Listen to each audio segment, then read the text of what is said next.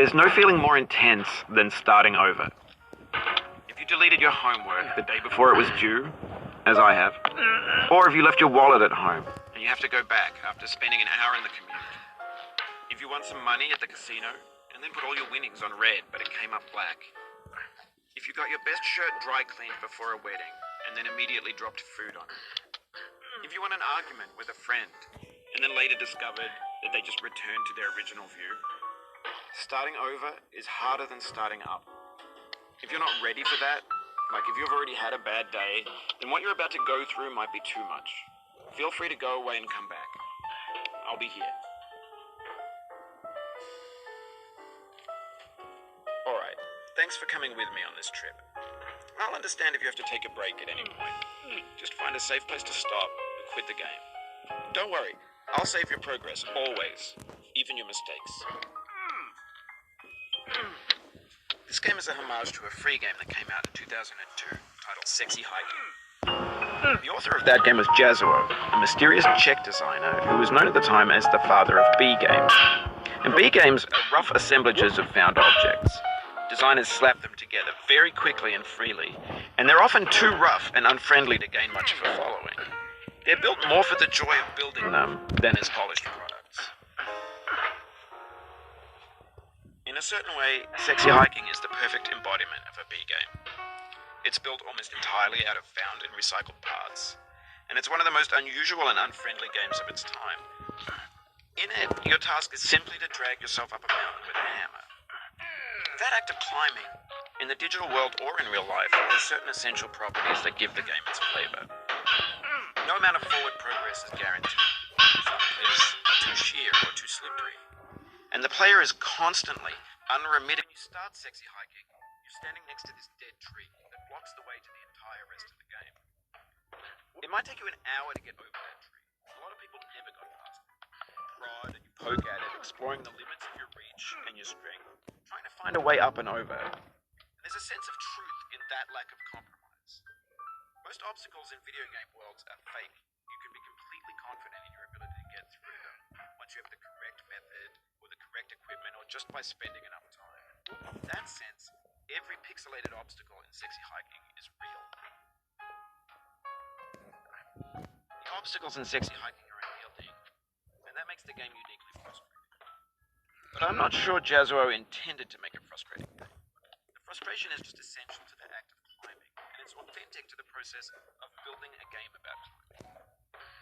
A funny thing happened to me as I was building this mountain. I'd have an idea for a new obstacle, and I'd build it, test it, and it would usually turn out to be unreasonably hard. But I couldn't bring myself to make it easier. It already felt like my inability to get past the new obstacle was my fault as a player rather than as a builder. Imaginary mountains build themselves from our efforts to climb them, and it's our repeated attempts to reach the summit that turns those mountains into something real. When you're building a video game world, you're building with ideas, and that can be like working with quickset cement. You mold your ideas into a certain shape that can be played with, and in the process of playing with them, they begin to harden and set until they're immutable, like rock. And at that point, you can't change the world, not without breaking it into pieces and starting fresh with new ideas. For years now, people have been predicting that games would soon be made out of prefabricated objects, bought in a store and assembled into a world. And for the most part, that hasn't happened, because the objects in the stores are trash. I don't mean they look bad or that they're badly made, although a lot of them are. I mean they're trash in the way that food becomes trash as soon as you put it in the sink. Things are made to be consumed and used in a certain context, and once the moment is gone, they transform into garbage. In the context of technology, those moments pass by in seconds. Over time, we've poured more and more refuse into this vast digital landfill that we call the internet. It now vastly outnumbers and outweighs the things that are fresh and untainted and unusual. When everything around us is cultural trash, trash becomes the new medium, the lingua franca of the digital age.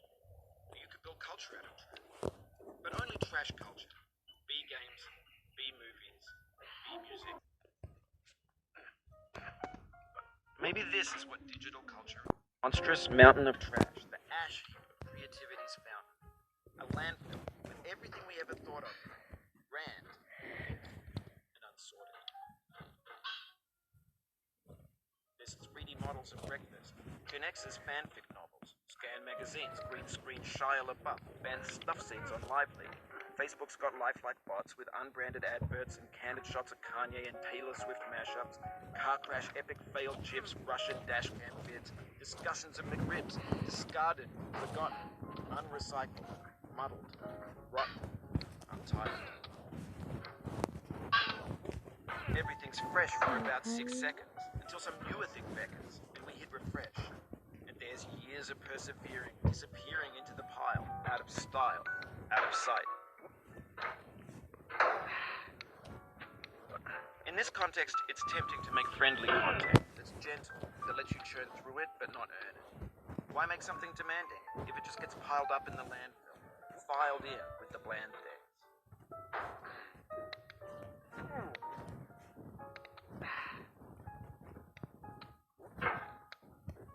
Oh, you just lost a lot of progress. That's a deep frustration, a real punch in the gut.